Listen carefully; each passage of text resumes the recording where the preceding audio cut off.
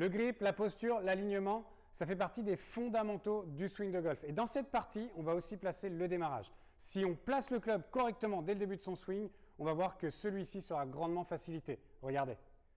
Rudy, si j'ai parlé du démarrage dans mon introduction, c'est parce qu'on va voir qu'en améliorant le vôtre, vous allez vraiment débloquer votre swing. Pourquoi est-ce que je dis cela?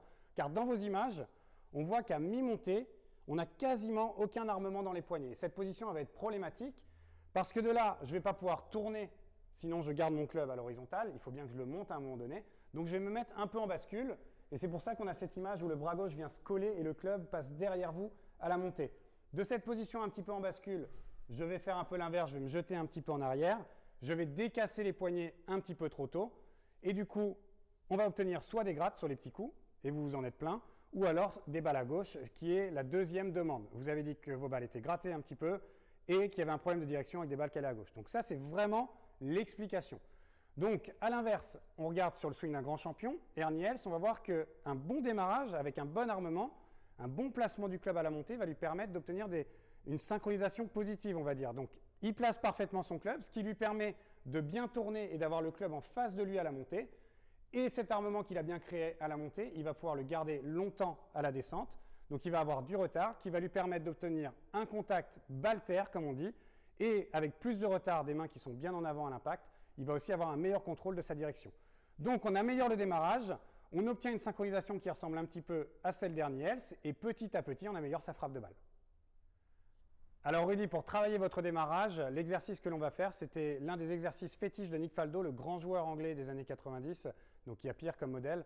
C'est un exercice où on va vraiment séparer le démarrage de la montée. Donc on va le faire en deux temps. On va d'abord armer et ensuite on va compléter sa montée en tournant et on va enchaîner son swing. Donc comment est-ce qu'on fait cet exercice?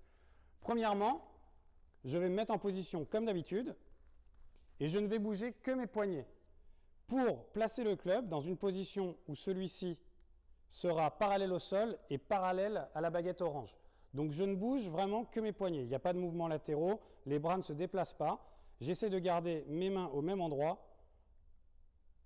Je ne fais que mon armement. Et une fois que j'ai fait cet armement, ensuite je complète mon swing et je finis. Donc la première chose que l'on fait, on fait quelques swings d'essai dans cet exercice pour bien le ressentir. En deux temps avec une pause entre les deux. J'arme mes poignets, je complète et je fais mon swing normalement ensuite. L'armement va naturellement faire évoluer notre swing. Donc on se préoccupe que de ça et ensuite on essaye d'enchaîner le swing assez naturellement. Une fois qu'on a fait plusieurs swings d'essai, qu'on a bien fait claquer un tee, on a toujours un tee en repère lors de nos swings d'essai, c'est très important. Une fois qu'on a bien fait ces swings d'essai, on essaye de faire la même chose avec la balle. Donc je place mon club,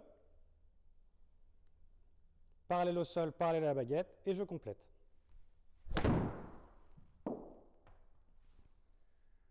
En résumé, Rudy, le grip, la posture, le démarrage, ça fait partie des fondamentaux. Donc vous aviez déjà un bon grip et une bonne position.